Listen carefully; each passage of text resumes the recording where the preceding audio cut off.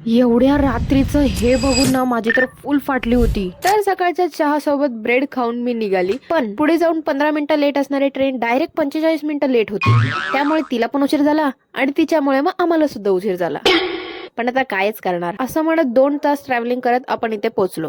आणि आज तर कामामध्ये एवढा दिवस अख्खा निघून कधी गेला ना ते माझं मलाच कळलं नाही. त्यामुळे डायरेक्ट जायच्या वेळेस व्हिडिओ रेकॉर्ड केला. आता जायच्या वेळ झालीच होती, त्याच्यामुळे लगेच बॅग भरली आणि डायरेक्ट निघाली. तेवढ्यात मला हे दृश्य दिसलं. पण डोंट वरी यार, कारण की ही गर्दी फक्त बदलापूर पर्यंत असते. त्याच्यानंतर जे काय दिसतं ना की बाई बाई बाई काय सांगू आता. त्यामुळे मी मस्तपैकी तो एन्जॉय केला आणि तो एन्जॉय करत करत मी कर्जत स्टेशनला पोहोचले. तिकडे गेल्यानंतर मला असं काही दिसलं की माझ्या डोळ्यांवर माझा विश्वासच बसला नाही. माझ्या अंगात एवढी हिंमत पण नाही की मी तिकडे जाऊन बघावं. त्याच्यामुळे गप्पपणे डायरेक्ट घरी आली. आता घरी आल्यानंतर माझी नजर पडली ह्या ऍक्च्युली मला याची पहिलीच आयडिया होती की याच्यामध्ये आईस्क्रीम नसून काहीतरी वेगळं असेल.